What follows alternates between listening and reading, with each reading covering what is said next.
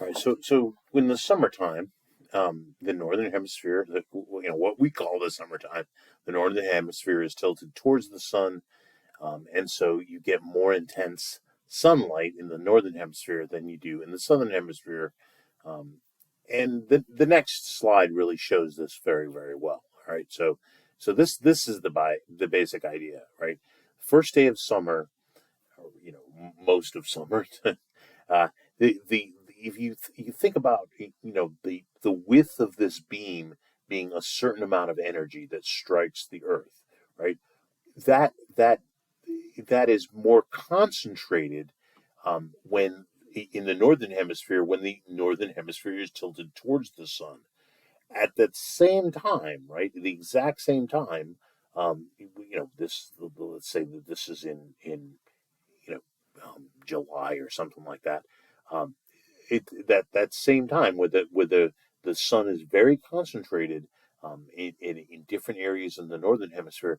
In the southern hemisphere, that same width, that same amount of energy is spread over more area, and so it gets colder in the southern hemisphere. And of course, it's exactly the opposite. Here, let's go back to this. 6 months later, it's exactly the opposite, right? In the northern hemisphere, that light is spread over more area. In the southern hemisphere, it would be more concentrated, right? That's the that's exactly what takes place.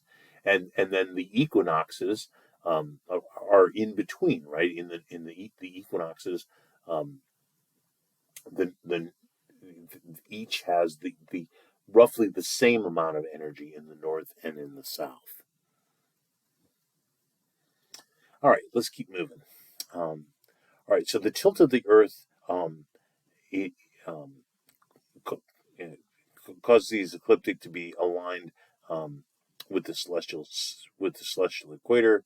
Um, I'm sorry, it causes it not to be aligned with the celestial equator. Of course, that happens. It does align 2 times a year, right? It actually crosses it 2 times a year, and that's actually when it crosses it, that's when you have the spring and the fall, right? And of course, it's the spring in March. It's the spring in the northern hemisphere, um, and the fall in the southern hemisphere, right? And just the opposite. In September, it's the autumn in the northern hemisphere, and of course the spring in the southern hemisphere, right? Because you're heading towards in the southern hemisphere, you're heading towards summer, right? The first day of summer, which will be in December. Notice it's always around, and it's not always on at the same time. It's always around the 21st. It can be a little bit before the 21st, a little bit after the 21st.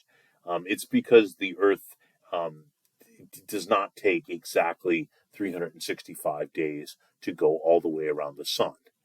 Um, it's like 365 and almost a quarter day, which has has there's lots of problems, um, which had to be, that's part of why the calendar, um, has this extra day in February. All right, so um, anyhow, all right, so let's continue here.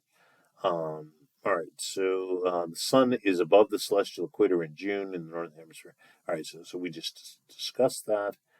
All right, let's move on. Let's see. So so when of course this is what I was just mentioning, um, when the sun when the ecliptic crosses the celestial equator, that only happens twice a year during the spring and in the fall. All right. What else? All right. Good. The solstice. Of course, is the other extreme. Like, so the solstice occurs when the sun is at the greatest angle. So it's the largest angle between the ecliptic and the celestial equator. Either way, right? It depends on whether you're in the northern or southern hemisphere, but it happens. It's exactly the same time.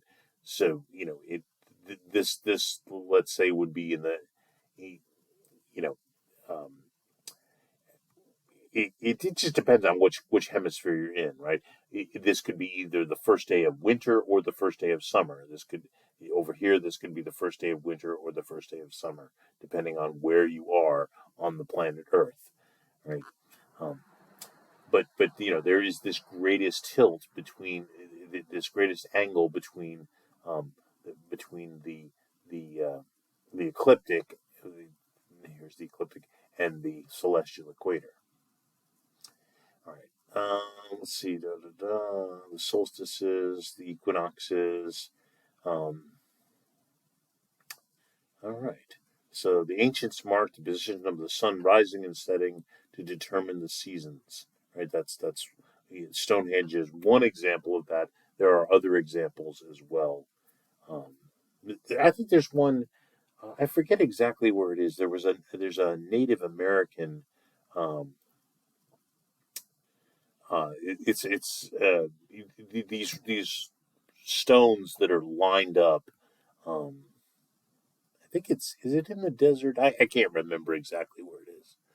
Uh, all right, let's see. So here is um, sunset. Okay, so now here. All right. So let's discuss this. So we know, of course, the sun rises in the east and it sets in the west, but it doesn't set exactly in the west, or it doesn't rise exactly in the east, except for 2 days a year, or two times a year. And so it rises and sets exactly in the west. In the I mean, it's almost in the west. The few days before and after this, but it only happens on the equinoxes, right? So what's going on, of course, is as the Earth goes around the sun, that tilt of the Earth is seen as as where the sun is setting, right? So on the first day of summer, for example, on the first day of summer um, the sun is setting as far north of of uh, of west as it possibly can. It's that greatest angle. In fact, go back. Oops, go back to this picture right here. It's the that's this greatest angle right here. All right, and then in the winter time, for the winter, let's just stick with the northern hemisphere for right now. It's of course it's opposite in the southern hemisphere, but in the winter time, you have the greatest angle between the celestial sphere and the celestial equator, and what's happening then is the sun is setting as far south of west as it's going to get. In other words, it makes like,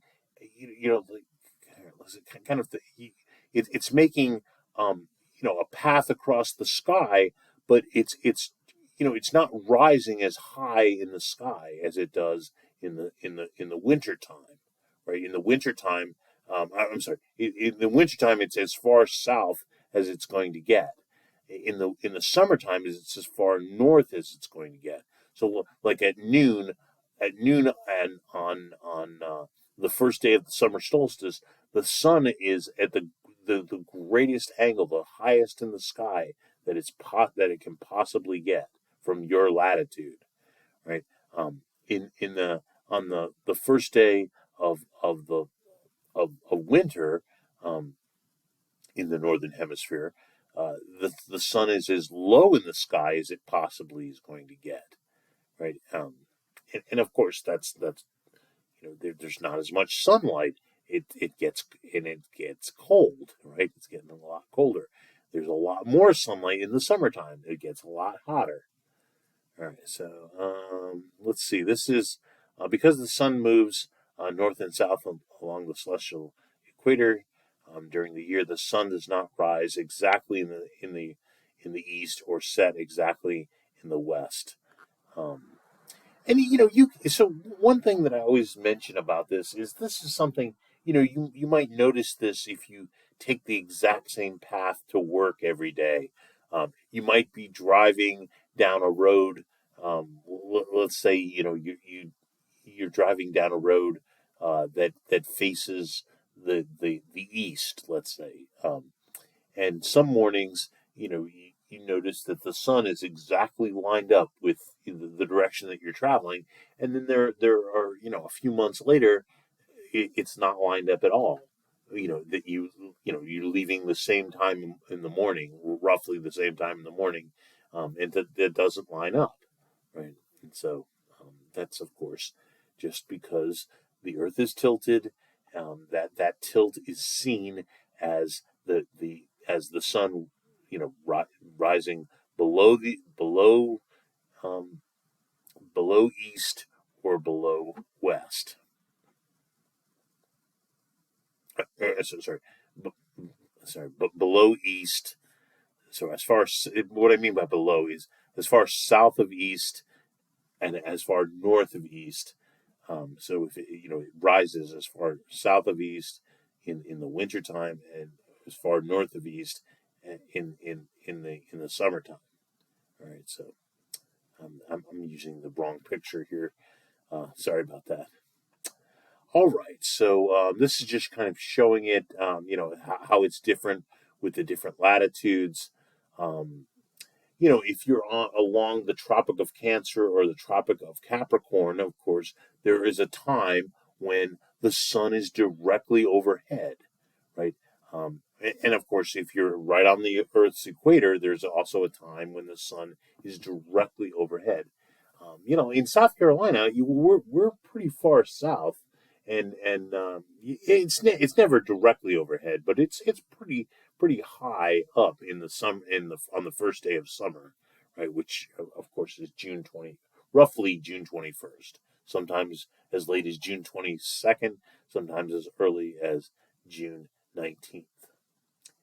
All right, so so again, that depends on what your latitude is. Let's see. So these are different structures around the world, ancient structures which have been built by different peoples to reflect the fact that there's this changing position of the sun. All right. So the moon. We'll talk about the moon for a little bit here. Our satellite, our natural satellite. Um, it of course, just like the sun, it rises in the east and sets in the west. Just like the planets, it moves from west towards the east.